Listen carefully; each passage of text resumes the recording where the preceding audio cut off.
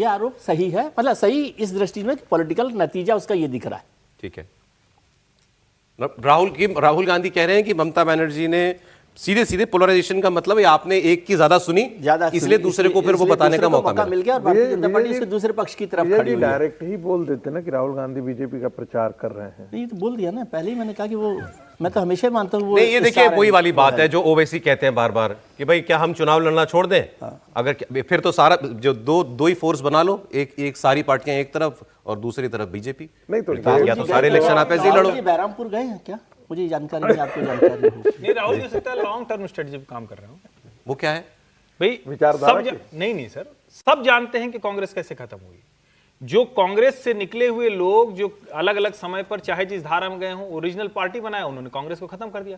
अगर मान लीजिए कि अखिलेश जी उत्तर प्रदेश से खत्म हो जाए तो कौन आएगा भाजपा के सामने? कांग्रेस आएगी। बिहार से तेजस्वी खत्म होंगे तो कौन आएगा? कांग्रेस आएगी। ममता जी खत्म हो जाए तो कौन आएगा? कांग्रेस आएगी। अगर महाराष्ट्र से शरद पवार खत्म हो जाएंगे तो कौन आएगा? कांग्रेस आएगी। केसीआर खत्म हुए तो कौन आया? कांग्रेस आई।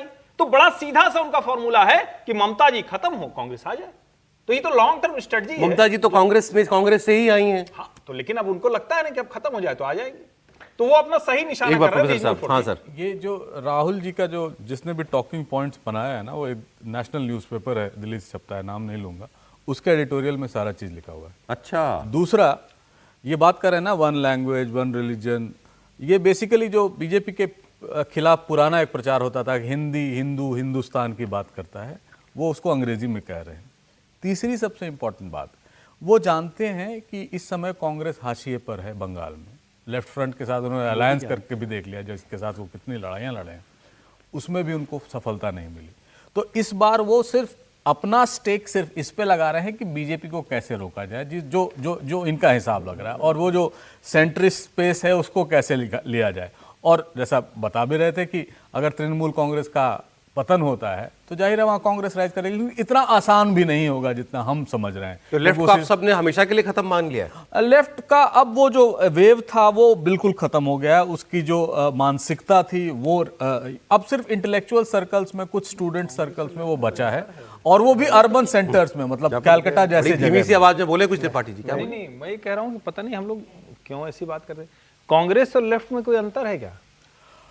ये लेफ्ट की प्रॉब्लम नहीं, बहुत अंतर है, बहुत अंतर है विजय जी, हर्षवर्धन जी इस पर बताएंगे बाद में। लेकिन ये है कि वो स्पेस जो था एक लेफ्ट का, और लेफ्ट भी तो एक पॉलिटिकल पार्टी ही थी ना। आप ये क्यों नहीं समझते? लेफ्ट को आप उस आइडियोलॉजिकली वो माओइज्म से नहीं जोड़िए, या जो कहते थे सीपीआईएम है तो वो माओइस्ट है, लेकिन ठीक है सर।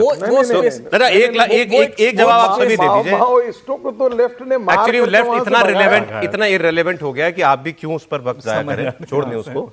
मैं कह रहा हूं कि त्रिपाठी जी ने बड़ा साफ साफ कहा कि इन्होंने ये मान लिया कि बीजेपी आ रही है। इनकी भाषा से ऐसा लगा, मुझे भी ऐसा ही लगा जब मैंने सुना, इसलिए मैंने कहा कि रिजल्ट आउट कर दिया क्या यही क्यों? जयराम रमेश ने 3 दिन पहले नहीं बोला था? वो तो गलती से निकला था। अरे वो तो उन्होंने तमिलनाडु भी बोला था उसमें, वो स्लिप ऑफ टंग था। उसको स्लिप ऑफ टंग बोलते हैं, अंदर की चीजें निकल गई।